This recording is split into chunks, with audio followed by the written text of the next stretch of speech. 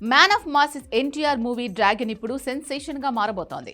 China మీడియాలో కూడా ఇది ఇప్పుడు వార్త అయిందంటే నమ్ముతారా? అవును, ఒక ఇండియన్ మూవీ, అది కూడా 700 కోట్ల భారీ బడ్జెట్ తో తెరకెక్కుతున్న సినిమాకు చైనా వీరుడి పేరు పెడుతున్నారు. ఇది షార్ట్ గా ఆ వార్త సారాంశం. చైనాలోనే కాదు, పైసా ఖర్చు లేకుండా జపాన్, కొరియా, ఇండోనేషియాలో కూడా ఇప్పుడు ఎన్టీఆర్ మూవీ డ్రాగన్ మీద వార్తల వరదలు పెరిగాయి. డ్రాగన్ సినిమా ఎప్పటి నుంచో తెరకెక్కుతోంది, కానీ ఇప్పుడు ఇక్కడ ఎన్టీఆర్ కొడితే చైనాలో సౌండ్ ఎందుకు వస్తోంది? అంతా టైటిల్ మహిమే. డ్రాగన్ వర్కింగ్ టైటిల్ మాత్రమే కాదు, అసలు టైటిల్ ఇప్పుడు మన ముందుకు తీసుకొస్తున్నారు. అదే బ్రూస్ లీ. అవును, ఎన్టీఆర్ డ్రాగన్ మూవీ అసలు అఫీషియల్ టైటిల్ బ్రూస్ లీగా తేల్చేశారా? అందుకే చైనా నుంచి జపాన్ వరకు ఎన్టీఆర్ పేరు అక్కడి మీడియాలో సెన్సేషనల్ న్యూస్ గా మారిందా? ప్రపంచానికి చైనా మార్షల్ ఆర్ట్స్ ని పరిచయం చేసిన బ్రూస్ లీ పేరు పెట్టినంత మాత్రమే ఇంతగా చైనా, జపాన్ లో ఎన్టీఆర్ సినిమా పేరు మారుమోగుతుందా అంటే కానే కాదు. అక్కడే కథలో కనెక్షన్తో పాటే టైటిల్తో ట్విస్ట్ ఇస్తోంది ఫిలిం టీమ్. ఇంతకీ అదేంటి? Have a look.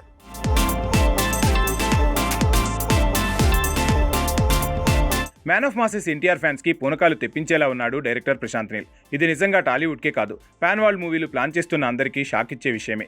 అదే డ్రాగన్ మూవీ టైటిల్. ఇప్పటి వరకు ఎన్టీఆర్తో ప్రశాంత్ నీల్ తీస్తుంది డ్రాగన్ మూవీ అనుకున్నారు. అదే ప్రచారం జరిగింది కూడా. నిర్మాత మాత్రం చాలాసార్లు అది కేవలం వర్కింగ్ టైటిలే అన్నాడు. కానీ అసలు అఫీషియల్ టైటిల్ తేల్చకపోవటం, అంతా డ్రాగనే అని కన్ఫర్మ్ చేసుకున్నారు. చివరికి RRR వర్కింగ్ టైటిల్ నుంచి ఒరిజినల్ టైటిల్గా మారినట్టు డ్రాగన్ టైటిలే ఫిక్స్ అయ్యేలా ఉందనుకున్నారు. కట్ చేస్తే ఇప్పుడు డ్రాగన్ ప్లేస్లోకి బ్రూస్ లీ వచ్చాడు. ఇదొక్కటి చాలు పాన్ ఆసియా మొత్తం ఊగిపోవటానికి. అంటే కేవలం బ్రూస్ లీ టైటిల్ పెడితే NTR movie China, Japan, Korea, Indonesia, మలేషియాని కుదిపేస్తోంది అనుకోవాలా? కానే కాదు. కానీ కంటెంట్ ఏమాత్రం బాగున్నా ఈ సినిమా ఈజీగా చైనా, జపాన్, కొరియా మార్కెట్లను ఏలటం ఖాయం. మరి mega power star Ram Charan మూవీకి గతంలో ఇదే టైటిల్ పెట్టారు కదా అనుకుంటే అదొచ్చి 10 ఏళ్లు దాటింది. కాబట్టి ఏ సినిమా టైటిల్ అయినా ఆ మూవీ వచ్చి 10 ఏళ్లు దాటితే అదే టైటిల్ మరొకరు కూడా వాడుకోవచ్చు. కాబట్టే బ్రూస్ లీ టైటిల్ని రంగంలోకి దింపారని తెలుస్తోంది. అయితే ఈ టైటిల్ పెట్టడానికి రీజన్ మాత్రం China, Japan, Korea, Malaysia, Indonesia, ఇలా మొత్తం సౌత్ ఏషియా అంతటా రీచ్ పెరుగుతుంది. ఆ లెక్కన చరణ్ మూవీకి బ్రూస్ లీ అని పెట్టినప్పుడు ఇదే జరగాలి కదా అన్న డౌట్ రావచ్చు. కానీ అప్పుడు తెలుగులో వచ్చిన బ్రూస్ లీ ఇక్కడే సరిగా ఆడలేదు. ఇక పాన్ ఇండియా ట్రెండ్ కూడా పెరగలేదు.